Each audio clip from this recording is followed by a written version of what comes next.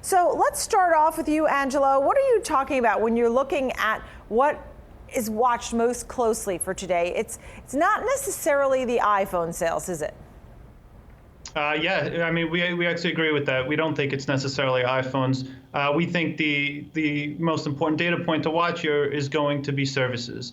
And it's pretty similar to what we've been looking at here over the last couple of quarters, and really what we think is the key to the Apple story. Our view is we're expecting at least 15% growth in the services business. We think you'll get it. I think, in addition to the services number, the other two data points I would take a look at, one being China, of course. We've seen some atrocious numbers come out of China the last 2 quarters with declines of 22% and 27% respectively. We expect less bad here in the June quarter, down about 15 to 20%.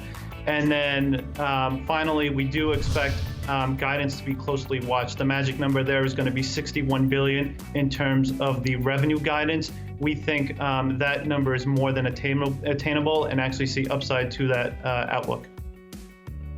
Michael, you're watching very much the same thing within the web services, things like cloud and music, right?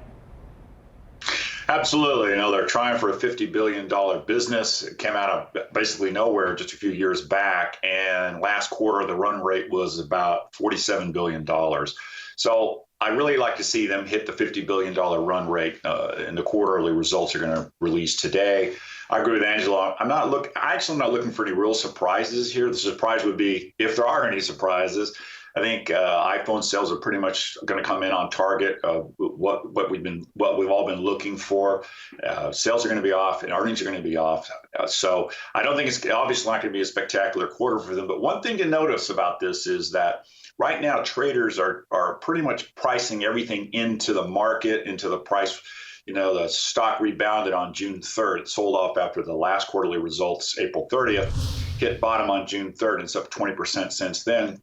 And when I look at the chart for Apple, I see the price consistently above the 10-day moving average, which tells me across the board, people are pretty much pricing into the stock what to expect. Let's not forget, they announced the last quarter that they're going to increase $75 billion to $75 billion in additional share repurchases on top of the $27 billion they did in the last quarter. So Apple is supporting the stock. It's also been increasing the dividends. So this is right now it's not a growth stock, but it's not exactly a pure value play either. It's an interesting hybrid. Okay, so after all that, do you think it's a buy for the long term at least there? Yes, for the long term, it is definitely a buy for the long haul. Yes. Angelo?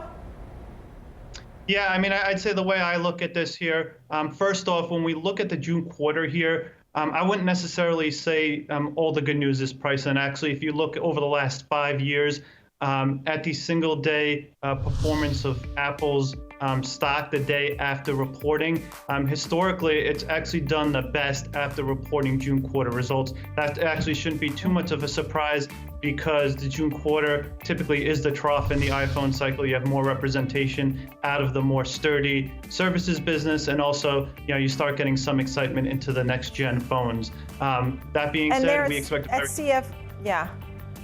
Yeah, that being said, we don't expect much out of the next generation phones, but our view is yes, this is definitely a buy today, given our forecast for services in the coming years, as well as the potential 5G launch, which we think will be baked into the pie way ahead of expectations later next year. The CFRA target, Angelo, of 235, right? We're still steady with that. I mean, that's a 12-month target, right? So our 12-month target price is $235. It's based on about a PE of about 17 times earnings. That is clearly well above where Apple has historically traded. Over the last 10 years, it's been around 15 times earnings on a normalized basis. Our view is, as you continue to see that greater representation out of the services side of things, and we love the fact that Apple now discloses the services margins, because we do expect that to continue to grind towards 70%. As they execute on that side of things, we think the stock continues to see greater multiple expansion. Michael, just a thought. One of the notes that Angelo had sent in was that the June quarter could see iPhone sales, or the part of the sales being the lowest in 7 years. And Michael, I'll turn it to you using Angelo's stat. Is that something that will spook investors? Could we see a knee-jerk reaction? Is this because there's so much competition, or just it's oversaturated, nobody needs a new iPhone, or people are getting Garmin instead? I don't know.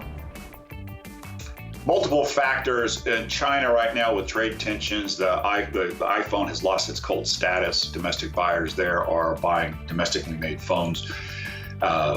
Cook wanted to pivot to India. The iPhone there is facing enormous competition from China as well. I guess when I was saying earlier to Angelo's point, I think most of the bad news is pretty much priced into the stock. Again, if we saw a dramatic decrease, much more than what the street, and this is a very closely watched stock. There's dozens of analysts who follow it. So it would have to really have a major breakdown in iPhone sales to be well beyond what we're expecting in order for us to have a big, giant sell-off. I mean, they're going to report in just a few hours. So, this is our best guess based on what we've been able to find out there. We all knew, I've been writing for 5 years now that smartphone sales at some point were going to slow down because we're just going to hit maximum penetration until the developing world starts to catch up with us. So this is one of the reasons why Tim Cook really started emphasizing the services business. And you look what a service business did for Amazon with Amazon Web Services. He's trying to recreate some of that magic.